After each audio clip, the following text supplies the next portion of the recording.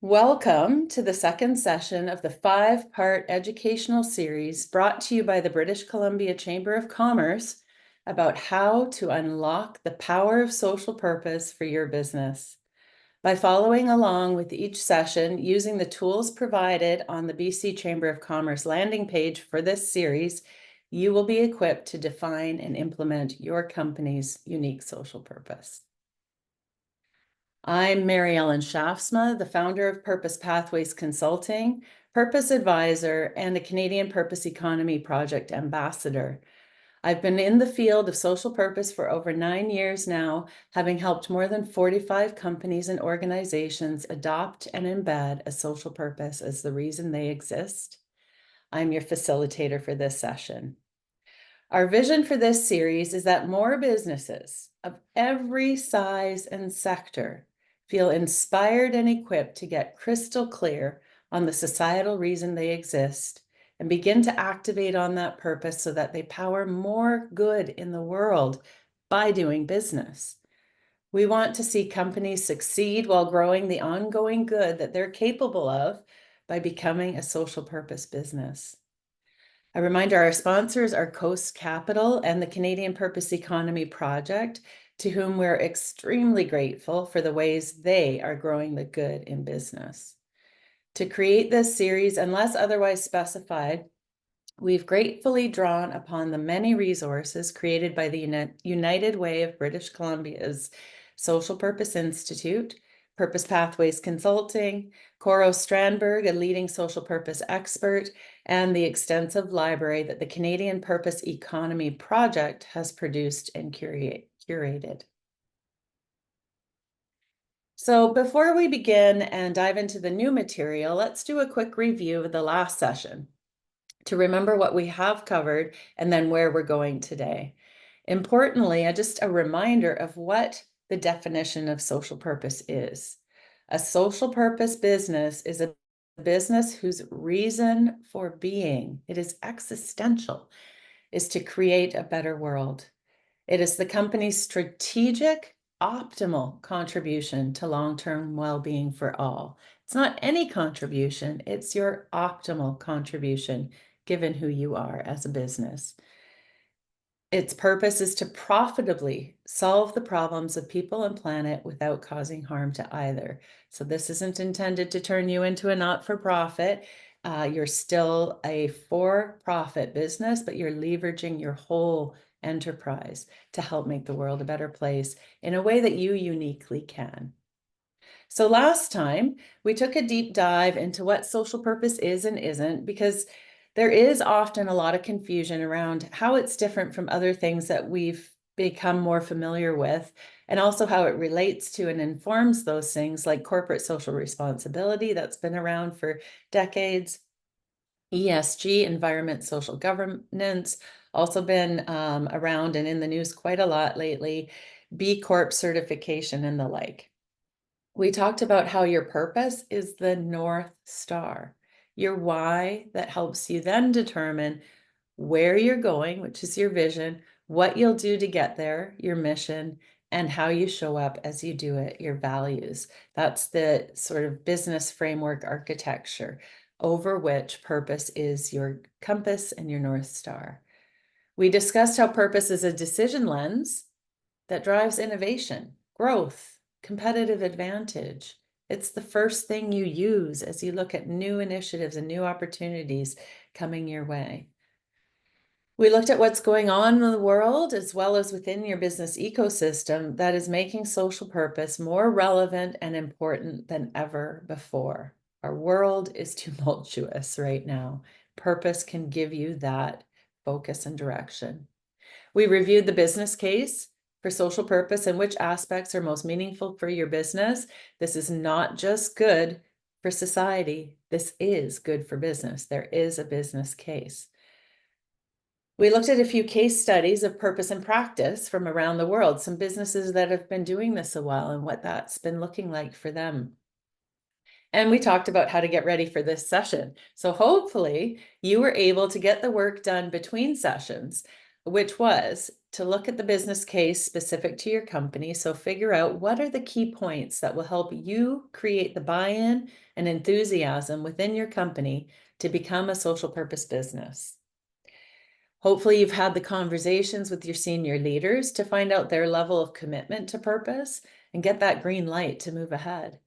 And maybe you've started to engage your fellow employees and peers within your organization to begin the process of becoming social purpose, that educate piece.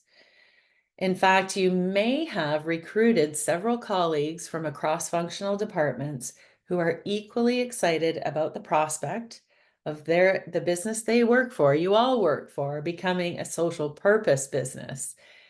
And hope those people will become the social purpose steering committee or advisory group through this process. And then we talked about the next steps that hopefully these things that you have done in preparation for this session. So let's move into looking at what we're going to do today. Here's the roadmap to social purpose. We looked at this last time. In this session, we're in step 2 of the roadmap, research. So we're going to review the things that you need to dig into in order to identify the genuine, authentic, best fit social purpose for your business so that you can optimize your contribution to society. We'll consider the things you need to research about your company background, identify the unique strengths that you can leverage towards accomplishing your purpose, shortlist the community or societal issues upon which you can have the optimal impact, and consult with stakeholders on the focus and greater good potential for your business to make sure you're not missing a thing. So that's what we're going to cover today. Let's get into it. How does an organization uncover its best fit social purpose? This Venn diagram is a simple visual. You've seen them before a lot. They're used in many instances, but it's particularly powerful as you look at how you're going to uncover not just the optimal ways your business can do good, but also what are the issues within society that you can optimize that. To do that, you have to consider first what the world needs, the left side of the Venn diagram here. So thinking about what are some of the big sticky problems in the world right now that your business has the unique capability to contribute to, given who you are. Then think about all the things your company brings to the world, who you are, and what you do uniquely well. We're going to work on both sides of this Venn diagram so that in the next session, we'll bring all the intel and information together, and we're going to look for that overlap, that of the Venn diagram where you will find your purpose, your best fit purpose, and the big, bold opportunities that reside there. Here's a quick example, Maple Leaf Foods. You'll likely know that Maple Leaf Foods is a producer of consumer packaged meats and food products. And this is how they came to identify their social purpose, triangulating the needs of the world with its business opportunities and core assets. So first they looked at what the world needs, some big issues related to what they do. And these were food security, obviously they're a food company, climate change, a lot of climate issues with producing animal proteins, animal health, the well-being of and care of the animals, nutrition for people, and a sustainable food system. You can see how those big issues relate to who they are as a business. Then they listed their key business assets. There's more than this, but these are the ones that they really homed in on as the main things they bring to the table that might impact what the world needs. Largest value-add meat protein company in Canada, a leading Canadian brand. Their process is farm to fork. So they raise the animals, they process them, they package it, they get it to the grocery stores and onto your plate. So they have the whole process within their realm of activity. They own world-class processing plants and they create high growth markets. So for them, those are the main business assets that they believe they can bring to the world to address the things that they've identified the world needs in order to, as they have for their social purpose, raise the good in food. So we've taken a look at that example to sort of keep in mind as we move forward, and I'll guide you through the process to do this for your own company.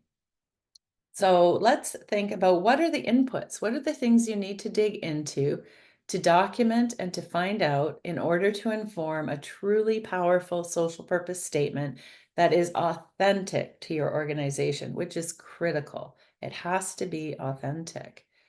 There are basically four areas you want to look at, and you don't necessarily have to do them in order. It's not per se a linear process, or you can if you choose to. But these are the four areas to dig into in preparation for brainstorming and ideating your social purpose. So it's always helpful to look at other organizations' social purpose statements, and I'll tell you more specifics about that in a moment. You need to dig into your company intel gathering. Who are you? Do that deep dive into your organization. Where have you been? Your origin story. How has that evolved over time?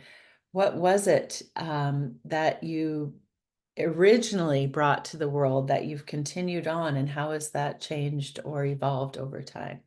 You also want to think really deeply about the societal issues relevant to your organization, like Maple Leaf Foods did. And the last piece, which is truly key to getting this right, is internal and external stakeholder consultation.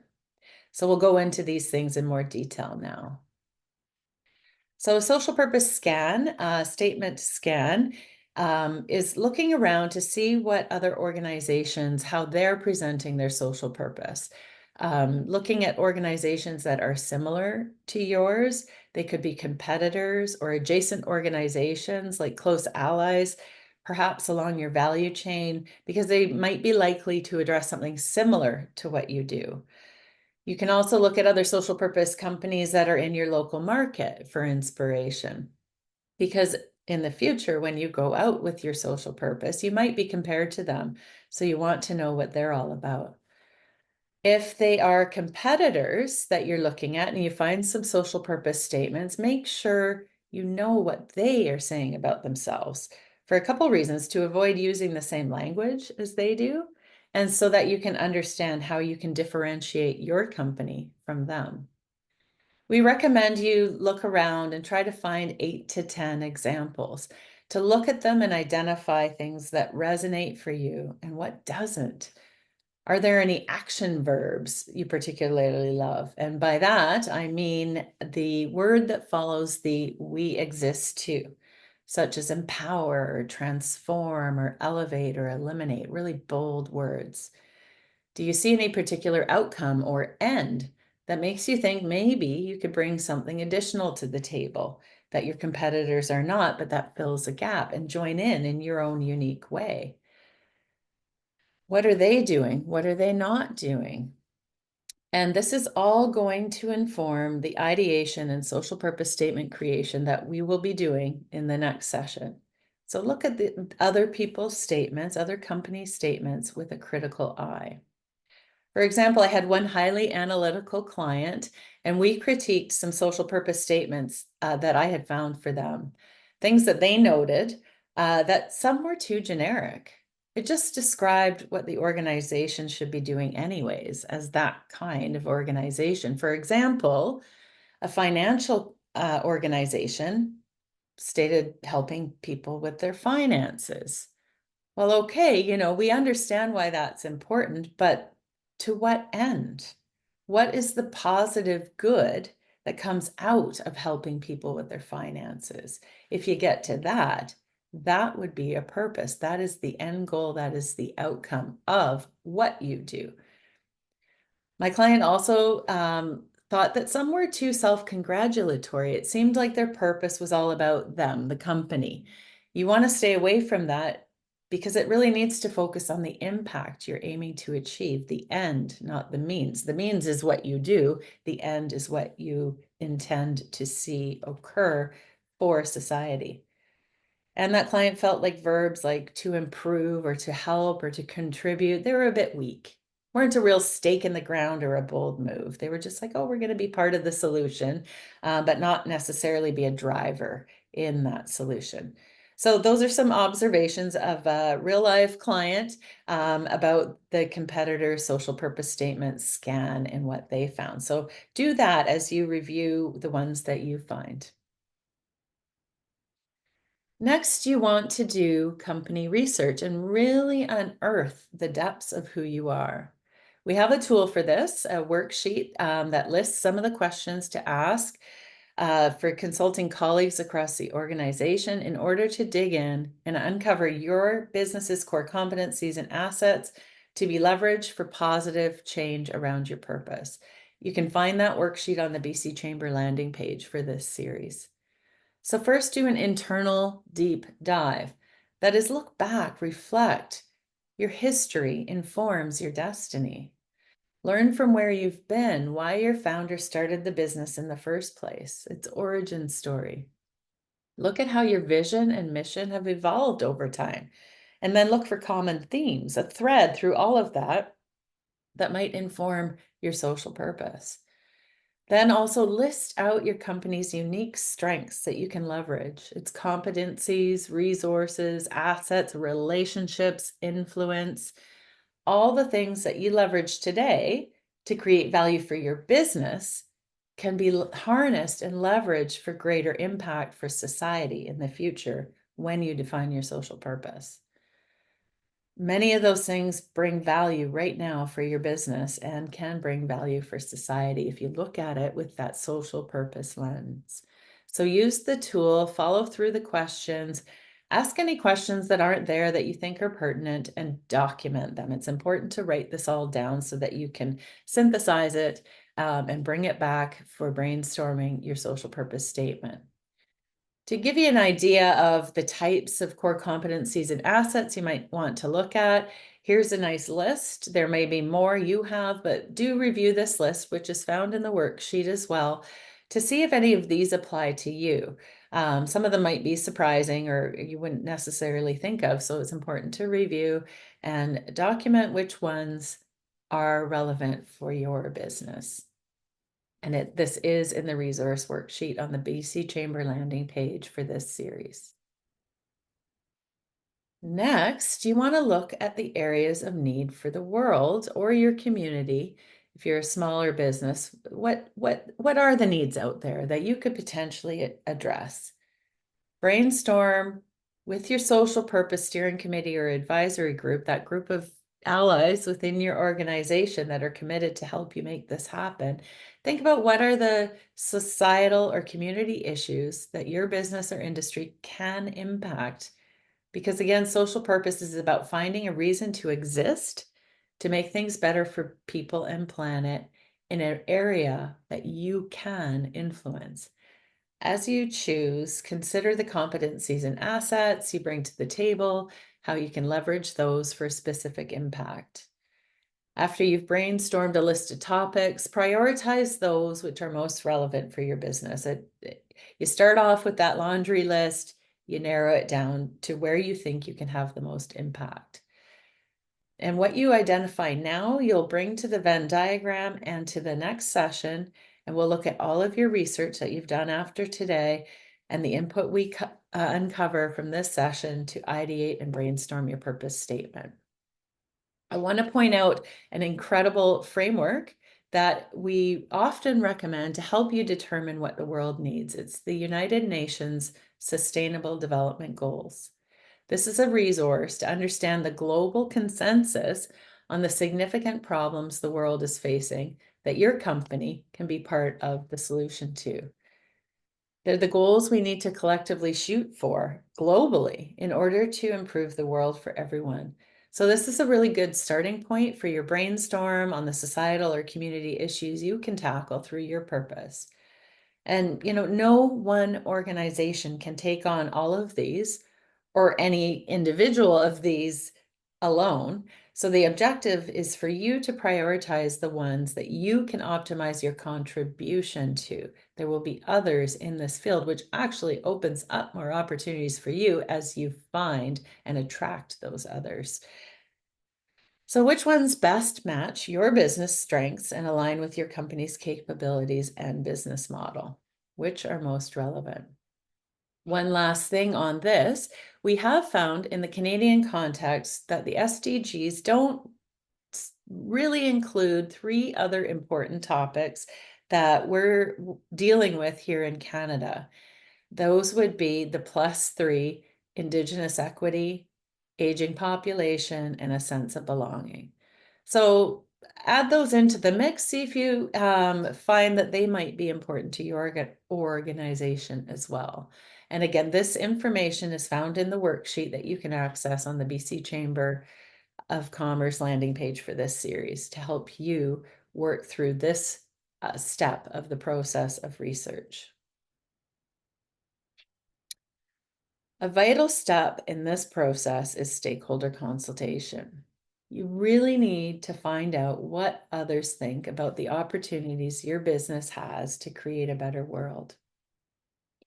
Often, when you're so deep in the weeds of your own business, it's highly possible that you're missing things that other people are seeing that they may think are obvious, but you've never even noticed just because you're so busy running your business. This is common. This happens to everybody.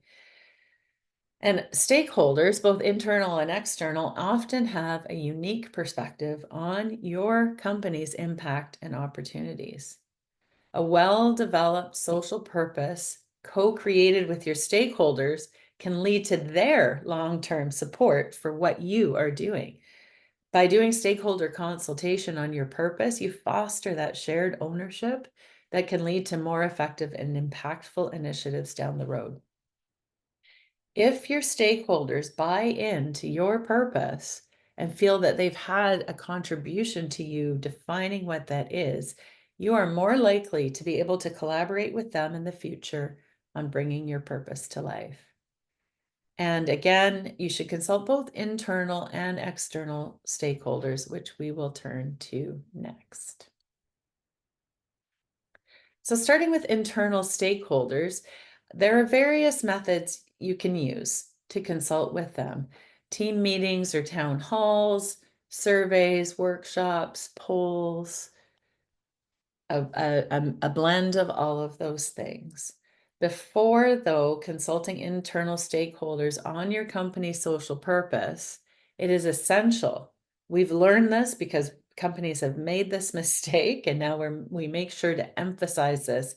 It is essential to first educate them about what social purpose is, why your company is developing one, and the business benefits it can bring. It has to make sense to them.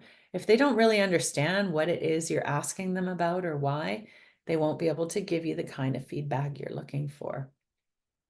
So maybe you've already done that in step 1, educate, fabulous. If not, make sure you do that before you consult with your internal stakeholders.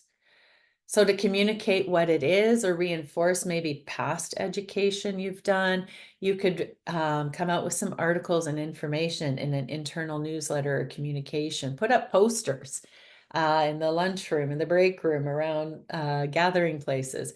Do some fun quizzes. You could gamify it within your organization. Have a daily, competition on who knows the answer to social purpose questions. Whatever it may be, make it fun, make it interesting, make it engaging, and make sure your employees understand what this is all about. So again, start with that educate, move to the consult, and I'll review some key questions in a moment. And there are more again in the worksheet tool you can download. If your company has a board of directors, you can consider including them in your consultation process now, or perhaps after you've completed all the other stakeholder consultations so that you can inform them of what you've already heard and build on that. Same with your executive. You can consult them now or towards the end of the consultation process, up to you. Whatever makes the most sense given the folks that you're working with. Then you want to look at external stakeholders, and people often ask, well, who do we consult with? Here's a long list. You may or may not have all of these apply, but choose the ones that make sense to you and choose a wide variety of stakeholders. So trusted customers or clients. You want to go to people that they're going to be intrigued by this, interested in this, have something to say about this. People along your value chain and your suppliers, partners, vendors, retailers, whoever they may be. Ask them. You want to think about your financiers. Go to your bank, go to your investors, see what they see. Here's that list of others, such as community or advocacy groups, experts, academics, artists, not-for-profits, industries or other professionals, even peers and competitors, or your family and friends. Ask people who know you and know about your company from a variety of angles. That will increase the richness of the information you gather. And again, how do you go out and gather this information? You can do one-on-one interviews. Generally recommend 5 to 8 of those, and be very strategic who you pick for a one-on-one interview. This is people's valuable time, and you want to make sure it's somebody that you can have that conversation with and play off of their answers to go deeper. You can do focus groups, invite a wide swath of people and just have a quick hour focus group. Ask the questions as a group and help people build off of each other's ideas. You can do surveys if you want to reach more people and in less time. Survey a group of people. You can do an ideation session. These are fun. One of the companies that I worked with that did an ideation, they did an ideation session live and in person. It was a lot of fun and they got a lot of incredible input. I will tell you a bit more about that in a moment. You can even have casual conversations. Are you having a dinner party? Tell your friends and family what you're looking at doing. Ask them what they think. You never know what you're going to hear and from whom. As with the internal stakeholders, again, it is really important to preface these conversations with what social purpose is before you consult them on what they think yours should be. I have found often doing external stakeholder consultation, there's a lot of pull towards them wanting to talk about how you do your business, the strategic choices they think you should consider or make, or even operational advice. Always, I have to say, always it goes there.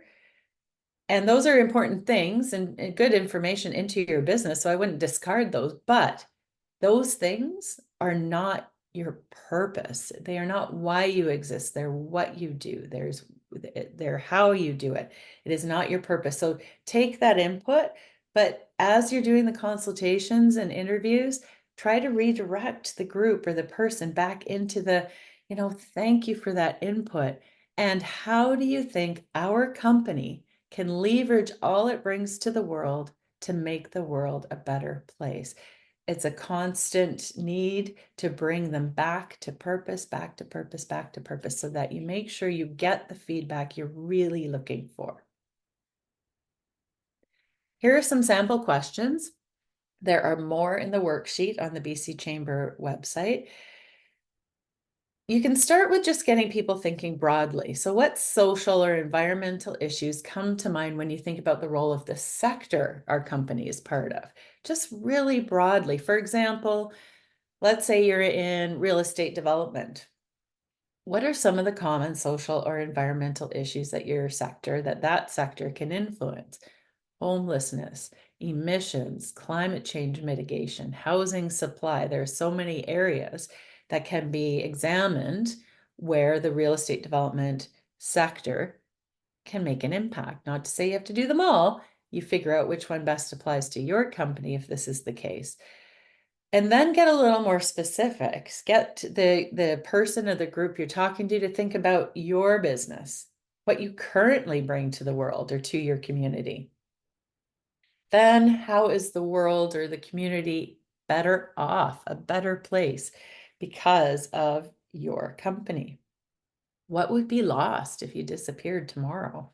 That will really get people thinking about what you currently bring that might be optimized or any gaps that might be identified.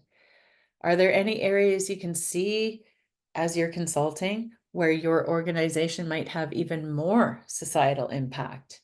Could you play an even greater role in the world or in your community? So these are some samples, and again, there are more of powerful questions as you consult. So that's the information you have to gather at this step. Once you have it all, use the stakeholder consultation results added to the internal information you gathered, synthesized to ensure you've incorporated all important insights into the materials you will use to craft your best fit social purpose in the next session. Now, don't go away.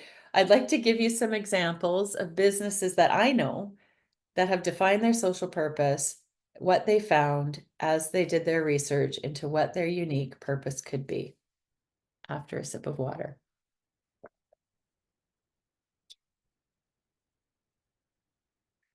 Hemlock Printers. They're an organization I worked with near the beginning of my work in this area. They're a Pacific West Coast printing company headquartered in Burnaby, BC, Canada. Their purpose, as you can see, is that they exist to create connections, build community, and inspire actions that safeguard the health of the world's forests.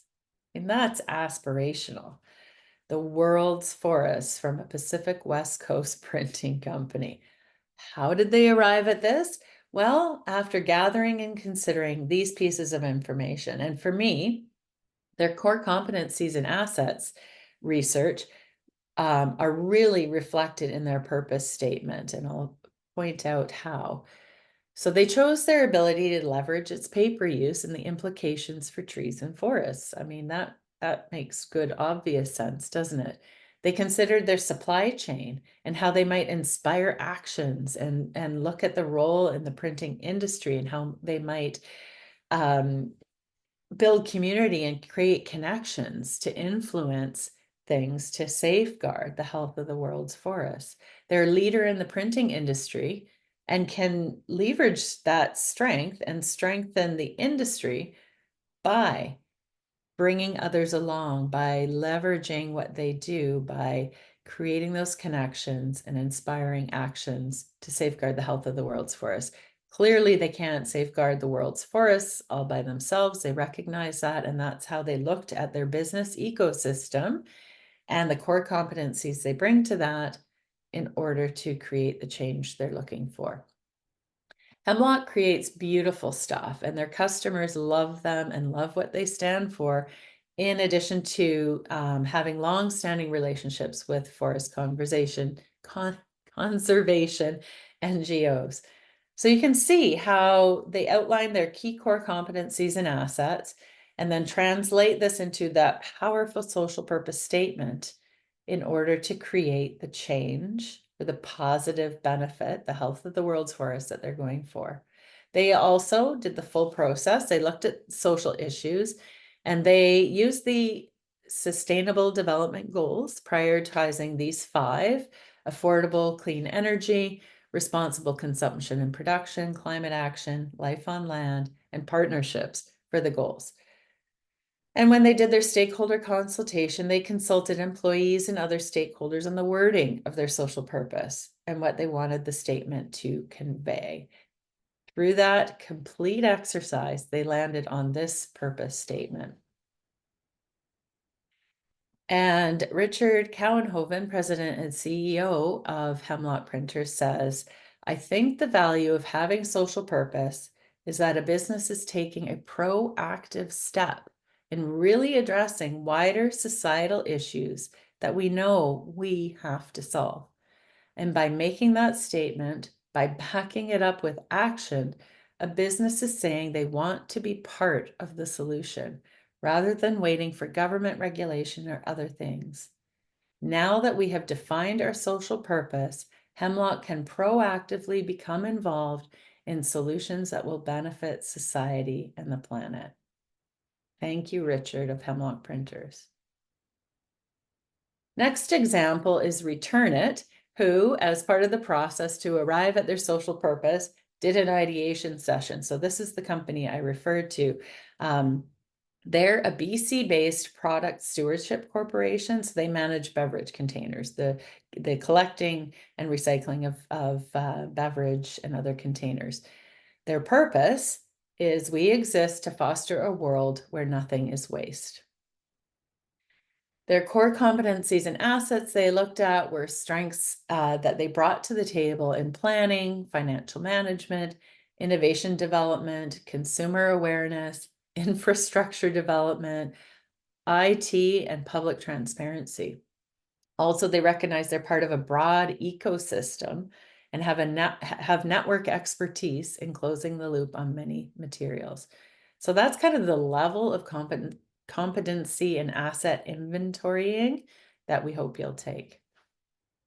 Societal issues, again, they too turn to the Sustainable Development Goals, SDGs, you'll hear them called. You can see them there. They prioritize 5 as well. So the typical is 3 to 5. Stakeholder consultation. Now, this is where they really shone and gave a lot of extra effort. So first, they consulted all their employees through in-person focus groups. They conducted interviews with the board, advisory committee, and depot operators. So they partnered with private depot operators to gather the containers in order to fulfill the full process of the circular, and other industry leaders. But not only that, they held a half-day ideation session with many of those same people, such as industries and NGO thought leaders, to gather their feedback to further innovate possible social purpose options. I was there. It was great. They brought people together in a room with food, of course, and a graphic artist to document the discussion. And they really dug into what are their core competencies. What do they bring to the world? How can they make a world a better place? What are the specific and unique things to them? It was a really inspirational morning that helped propel their purpose to new heights. It got stronger and better from the original thinking they had, and it helped enhance buy-in with the board because they could report back that they did this with a group of people, and this is what they heard. So the former VP of Corporate Communications and Stakeholder Relations, who was a very integral part of this process, Baljit Lally, said, over time, our vision is to see our social purpose deeply embedded within our business and extended to our stakeholder relationships. Very important. We look forward to mobilizing our business ecosystem to powerfully realize our ambitious North Star, a world where nothing is waste. By the way, she is now the Chief Corporate Affairs Officer for another social purpose organization called Circular Materials. So that is how Return It did it. Last example, LGM Financial. They're a new car peripheral products organization, things like extended warranties and other coverage that you can purchase, benefits that you can purchase when you buy a new vehicle. If you've ever bought a new car, chances are their product or another has been offered to you. So the realm in which they operate, vehicles, transportation, mobility, that's their business, that's their industry. So their purpose became, think about it, they offer financial products for new car purchases, and their purpose became, we exist to accelerate responsible mobility for all. And by the time I'm done with this example, you'll understand why. So core competencies and assets, again, the leading core competency is the company's ability to innovate in the space. That has led to strong networks, partners, intellectual capital, and experience. Where they really shone was looking at the societal issues because, again, sure, they do financial products for new car purchases, but they looked far beyond that. When they looked at the UN SDGs, the Sustainable Development Goals, they realized that the impact of the industry, automobiles, auto industry, that they are a part of, they discovered that more than half of the SDGs are negatively affected by this industry. So even though their component within the industry is discrete, financial products, new car purchases. They chose to broaden their purpose because they recognize they're an important part of the whole industry. And they can have much more impact and influence by seeing it in that light. So, with their stakeholder consultation, they invited employees to discuss their social purpose, what the wording could be, and that informed the final wording. So, they went from a discrete product to a whole industry and sector.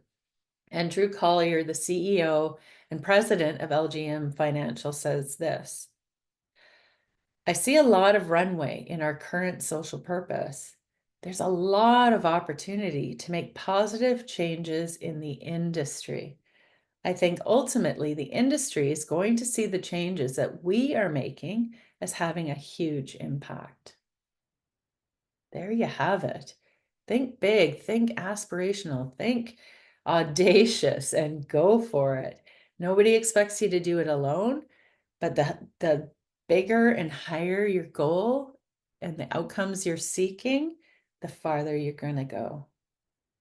So you can see how all three of these businesses, Hemlock, Return It, LGM Financial, arrived at their social purpose statements using the research and the inputs that they gathered, and then how they thoughtfully crafted statements that helped them aspire to something they knew would create empowered stakeholders and an empowered organization, looking internally, looking in their sector, looking in their whole ecosystem in their own unique way.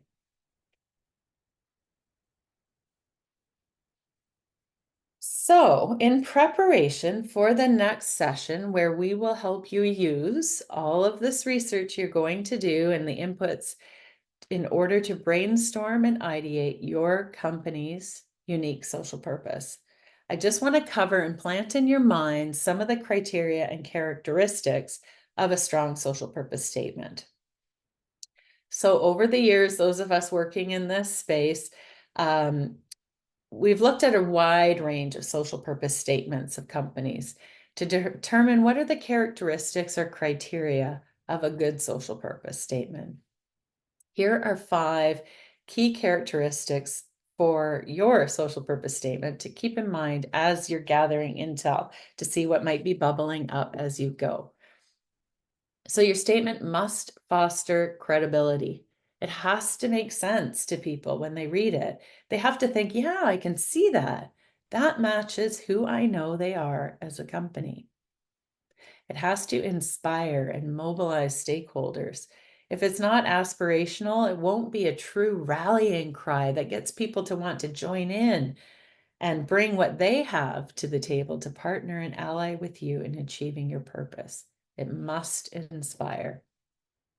It has to attract customers, partners, and investment. Again, I can't say it enough. This is not only good for society, it has to be, and it is good for business. Your social purpose must have business benefits for you, or else you're just turning into a charity or a not-for-profit. And that is not the objective of becoming a social purpose business. If it motivates your customers, partners, and investors, they will want to both help you grow and drive impact for your purpose. And as I've emphasized, your purpose must be the focal point of your strategy, shaping your long-term vision and corporate goals. It's not a tagline, it's not brand, it's not marketing. It is deeply embedded into everything you do. So, and consider, does it enable agility within your organization? What I mean by that is your purpose should give teams a clear focus and sense of direction that enables them to make faster, purpose-aligned decisions when new opportunities, rapid shifts, or challenges arise. So it's not prescribing what to do, it's prescribing what to align with as you move forward. And what are the qualities of an actionable social purpose statement? So again, this doesn't sit on a shelf or on a plaque on a wall. This is something that you will be integrating into everything you do. So what qualities will help you do that? Here's the 4 that have been identified. It has to, again, express your core reason for being. It's a higher purpose beyond profit. Does it go beyond customers and products? As we learned in the first session, some companies, in fact, most companies adopt a customer purpose, a product purpose, or a purpose to make products. And those things are important and do not disappear. They remain critical to every business. However, your social purpose is the very reason you exist in the world that makes the world a better place. You leverage your customers' products and profits in order to make that happen. It has to have a pro-social impact, and by that, we mean it has to be good for society. It has to deliver a tangible societal benefit by tackling critical issues sustainably and strategically. It cannot be seen or perceived or used as marketing or your corporate social responsibility strategy. It's, again, fundamental to the reason your organization exists, distinct from your branding, CSR, or philanthropy, though, of course, it informs those things as you move forward, and make sure they're aligned and focused on your end goal, your outcomes. And finally, it answers the question, we exist too. So actually, when we create a social purpose statement, we just put that phrase in to frame everything. We exist too. Whether you keep that in your final statement or not, it is always implied, and it is the driving preface to your purpose statement, followed by an action verb and identifying the societal impact you're pursuing. We will get to that in the next session, and you will see how it all fits together. So that's it. That's the research step to developing your social purpose. Step number 2 on the roadmap to social purpose. Let's just quick recap what we did in this session, and then I'll let you know again what would help you as you go into the next session, actions and activities you can do in the meantime. So we talked about the importance of really digging in to understand your company background. It's critical for you as you work to uncover your authentic, genuine, best fit social purpose that you do the deep work to avoid the perception of purpose washing. Purpose washing is like greenwashing, but with purpose. If people can't make sense of what you came up with, or it feels tangential or insincere, like it's not even related to what you do as a business, at best, they'll shrug their shoulders and walk away. At worst, they will publicly question you and critique you. And these are not things you want. So doing that deep dive is critical. Also, your employees are your best advocates and ambassadors, so they need to believe in your purpose and feel motivated by it. By engaging them and other stakeholders in the research phase, you create a critical step in the process to developing your social purpose and the future buy-in you'll need. If you're committed to being a social purpose business, you do need to do it right. And by doing it right, you are immediately building buy-in, building excitement, building interest. Even your external stakeholders will be very curious why you're asking such questions, and they will be engaged, building enthusiasm with all the groups you're talking to as you consult within the organization and externally as well.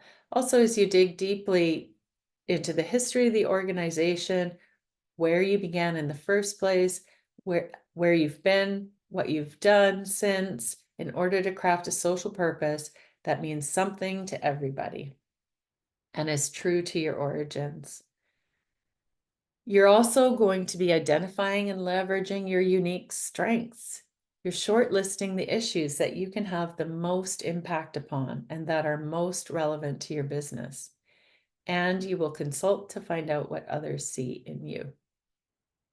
So in step 3, you see it there, define, which is the next session. You will learn the steps to brainstorm or ideate social purpose options, craft an underlying narrative, to describe your purpose, to flesh it out a little bit, to help give people a sense of what you mean by it in more detail, and have leaders sign off on the final purpose statement you arrive at. Very exciting stuff. That's the fun stuff. So before the next session, here's your work. And I really do encourage you to start on this while it's fresh in your mind and you're excited about it. Now is the best time. Before the next session, do your research. Use the worksheet provided on the BC Chamber landing page for this series. Complete the research document and have it ready to bring back to the next session. Do your stakeholder consultations and synthesize a summary of the themes that emerge from these consultations.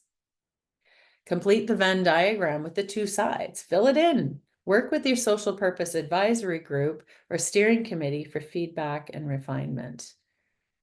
Consult throughout your organization with other people on what they think about your strengths and competencies. Bring all of this back with you to the next session, and the worksheet guides you on what that might look like. And that is where the fun really begins, ideating and crafting your unique, best fit social purpose. Thank you for being here, and again for being a champion for purpose.